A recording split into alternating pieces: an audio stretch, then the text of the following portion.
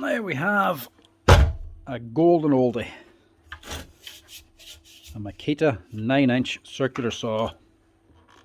This is the 5900BL. Not sure the year. Look at that for an old girl. Now, guard's been modified. Bearings don't sound good. Running, but mightn't be great. Problem is, she keeps tripping. She blew my breaker here as well. I wonder why. We'll have to find out for definite, but we might have an idea.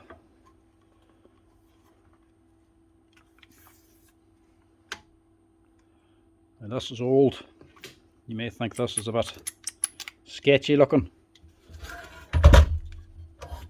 but as the holes in the base will tell you, this has not been used for the intended purposes, and the wire holding back the guard. See, it's quite a bit with these old machines. An old saw like this here, a lot more affordable than a table saw. So what boys would do, they would build a steel frame with a bit of box iron, weld it together, put a sheet of plywood on top, cut a slot in the middle, 4 bolt holes, and bolt a saw like this up underneath. So you can still have a bevel as well on it, and you can raise and lower the blade. That was your old affordable table saw. For rails then, because you're just on a sheet of ply, you would just use a piece of a batten or a 2x4 or something like that there, or about a door frame, and you'd clamp it on either side every single time you want to make a cut. So you'd square it off the board and clamp both sides and rip through. Old, cheap, but very effective. Father-in-law actually done the same thing in his workshop. If you ever see some of the other videos up at the Donegal Shepherd huts, you'll see a table in the middle of the floor with a hole cut out of the centre. That table must be about 20 or 30 years old. The amount of kitchens it actually made with this exact setup, as I think might have been a Hitachi saw. No, it was a Makita as well, had the big steel bearing holder at the back. Probably was the exact same saw actually. This one, she's tripping the breaker. Don't know if she's running or not, but the bearings also aren't good and it needs a general tidy up. I don't know if I'm going to use this as a table saw again, but even if it is, I can't leave it. Let it leave the workshop with a switch like this here. And I wonder if that is the problem actually. Plus, this is only a light switch. Way too light for the amount of current this is actually drawn. So this could just be fried inside. Not to say it didn't do much work. This has been used for a long time. You would have just screwed this onto the side of the saw and used this here switch to start and stop the saw itself.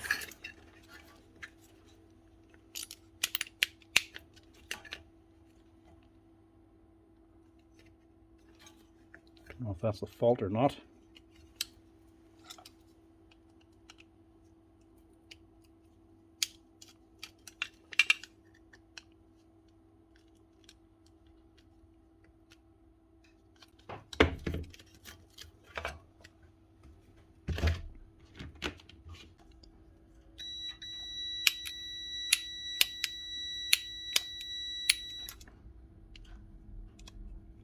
Yeah, that was the fault.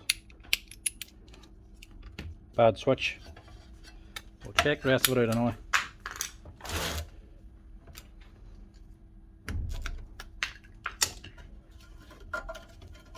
Looks like it was repaired before too.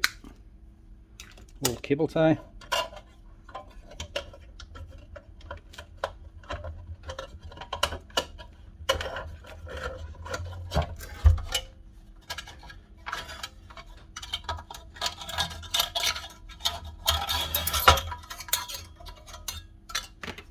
Guard still works as well.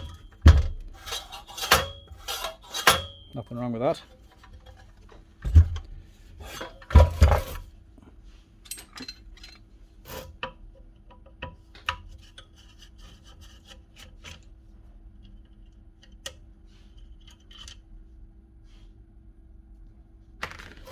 Worn, maybe about halfway or just over.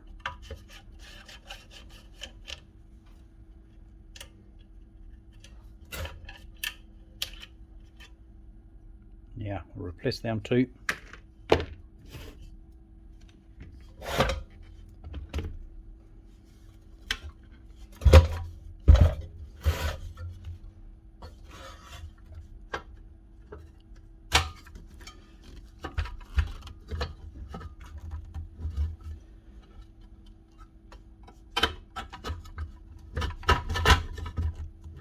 You can still raise and lower this as a table saw, but obviously that hasn't been working for a while. The actual arm's a little bit bent, so we might straighten that out a little bit. And also the handle's missing. Might have a second hand one of them lying about.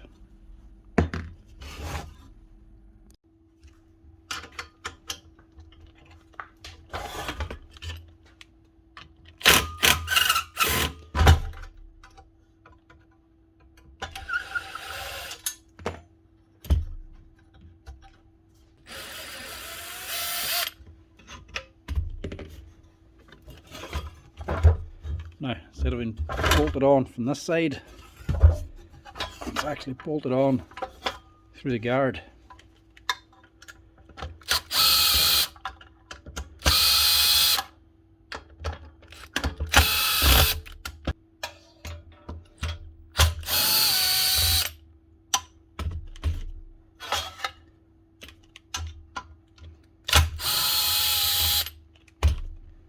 It's designed to be taken apart. All the holes are actually, the thing's actually designed with the holes in mind, so you can actually access everything.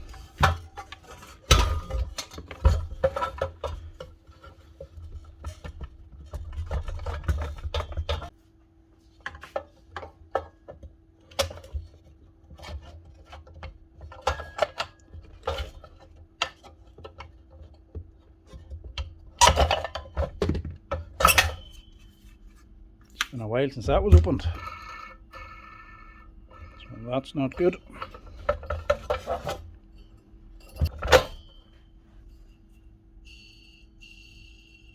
And that's not good either.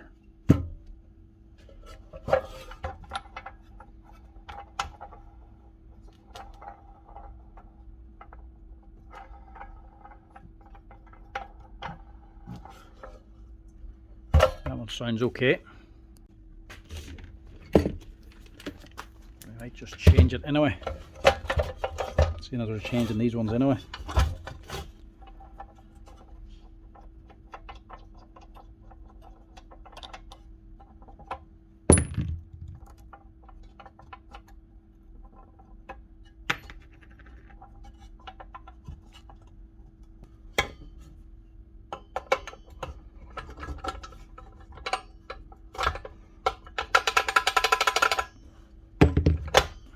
Just use the armature as a lock to hold the spindle.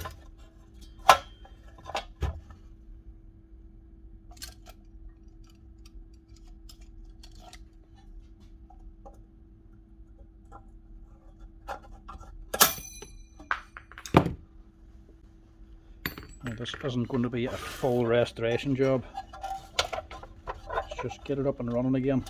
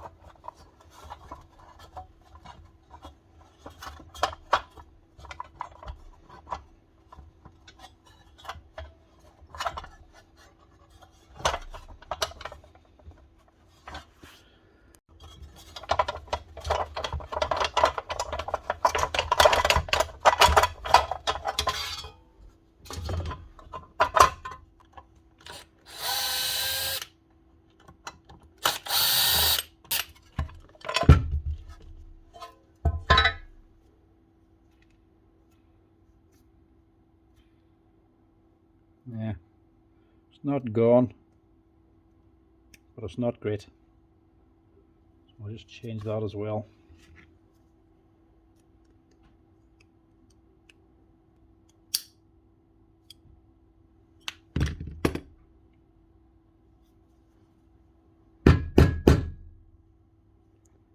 Press that out.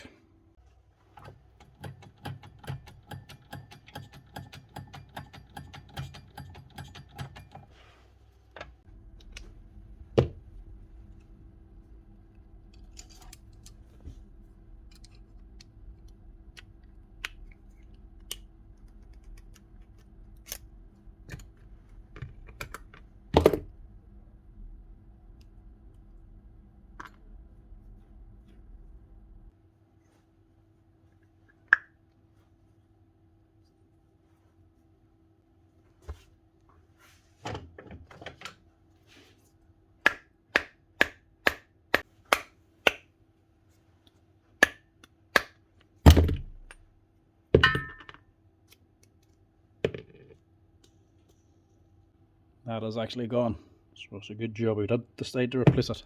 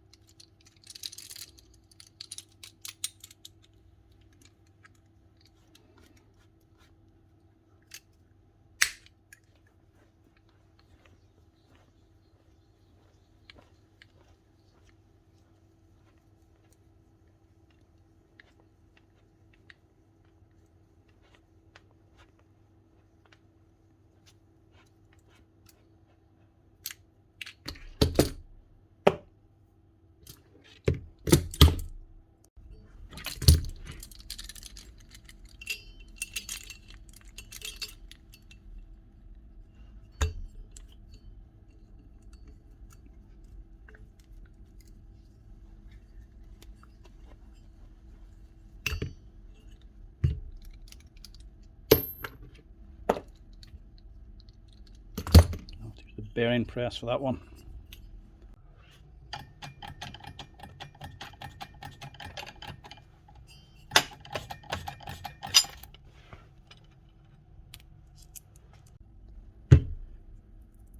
That one's totally gone.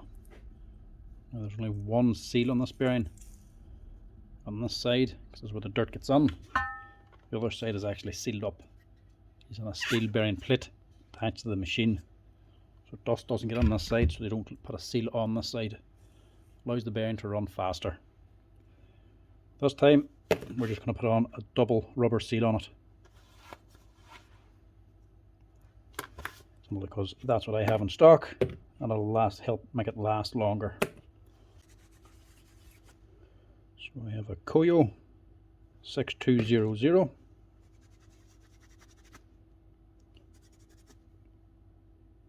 And what's that one? Koyo again, 6201.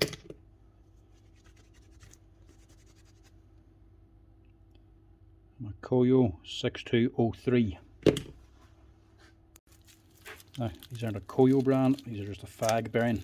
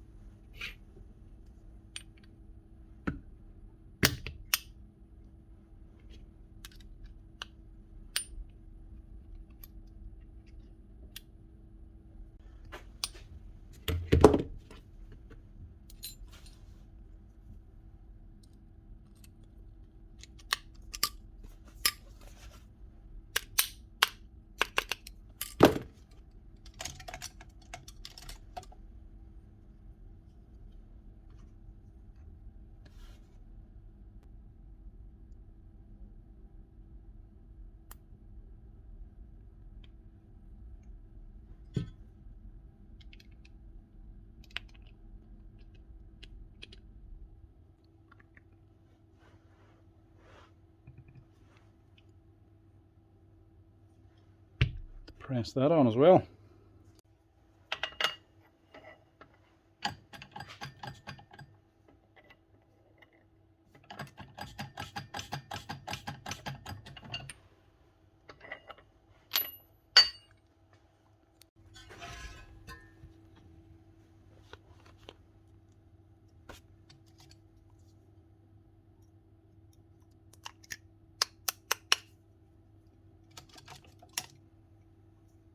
That's that.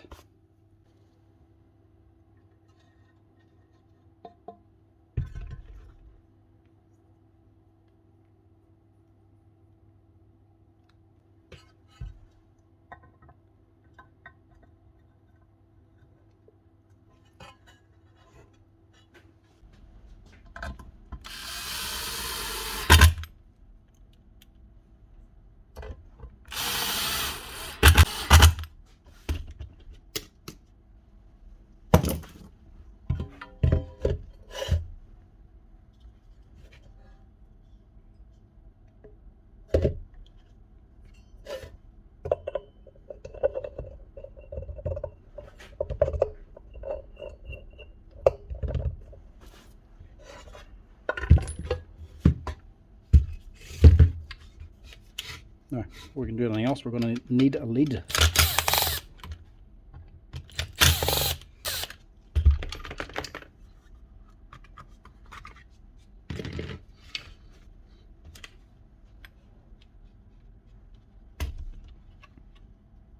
Capacitor's gone as well.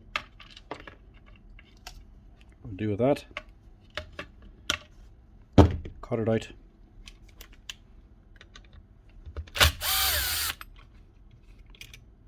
Only for noise suppression. It's not going to do anything for the running of the machine.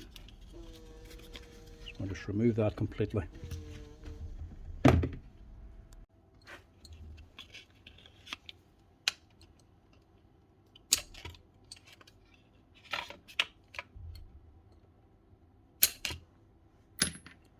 Get rid of that.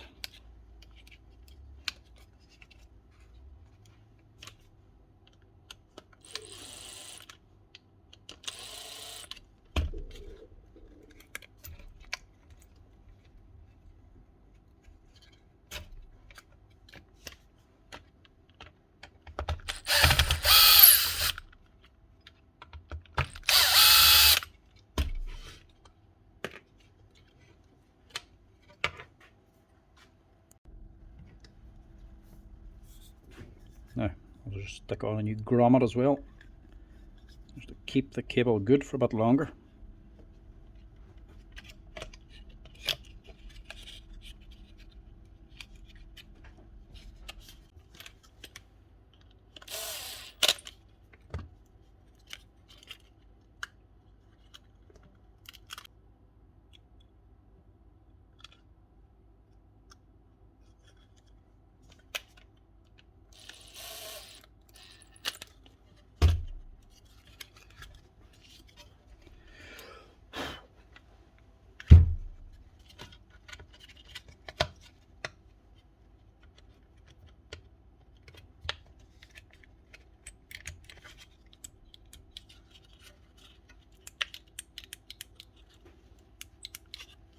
It doesn't feel great.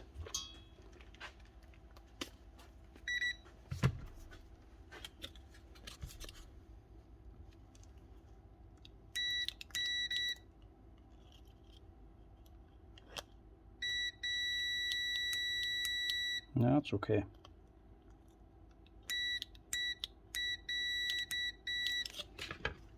It's not clicking, but it works. That's probably just because he had a cable tie clamped onto that for so long.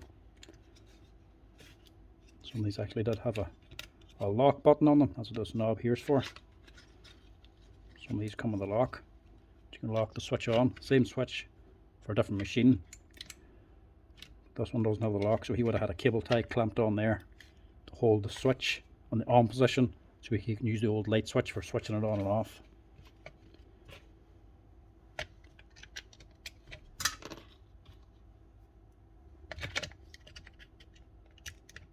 So sitting compressed for that long, I just made it a little bit weak, but it still works.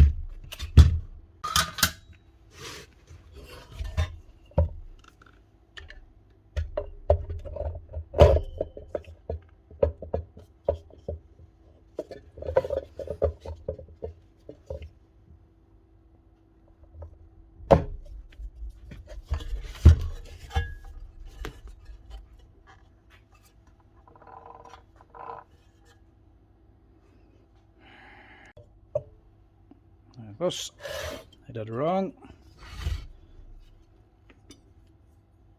Forgot the blade lock.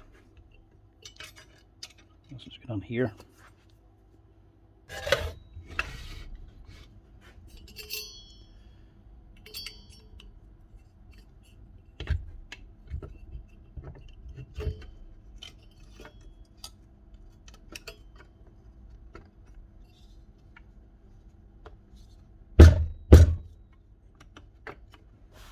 That has to sit on there.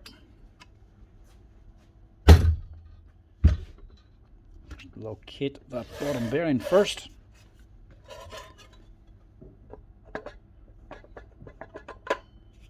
And then marry the two up.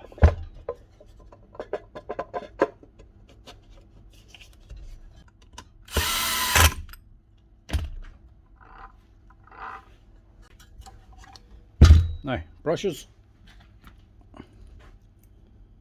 These are actually a 152 brush. Yeah, 152. These are actually gone. Replacement now is a CB153. Same brush, just a different number.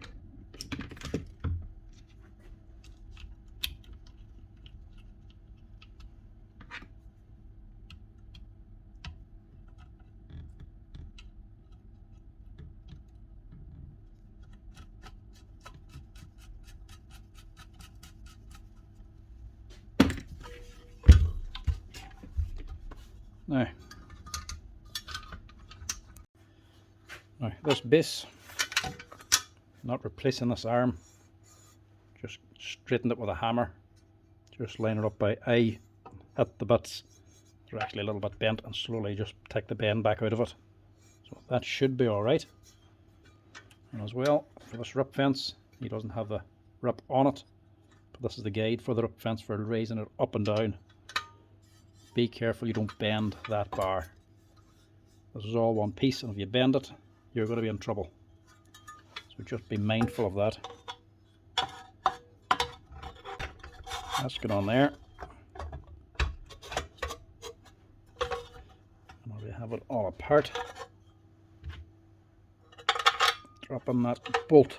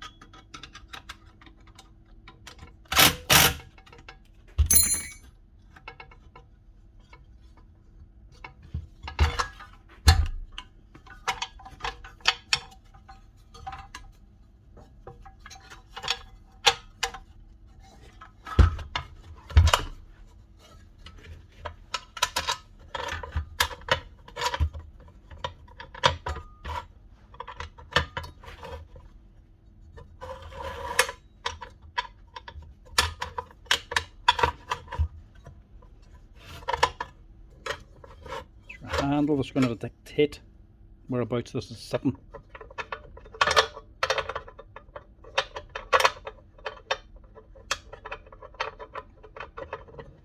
So you want the handle down nice and tight to the bottom, so it's not in the way. And gives you maximum travel then. Take this back out again. So set it the way you want. Tighten up that screw.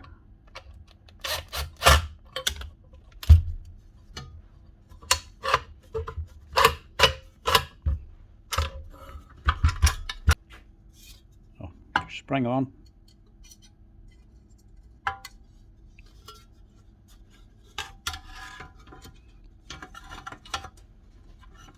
Spring is hooking on here on your rope fence guide.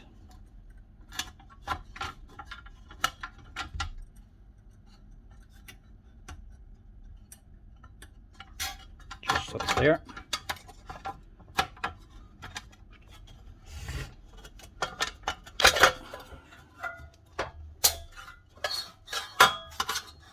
There we go.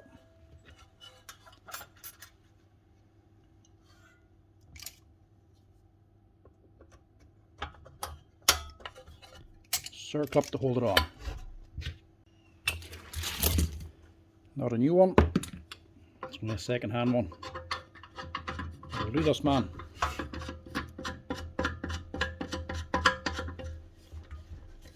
That's her, ready to work. I'll keep this man running for a few more years.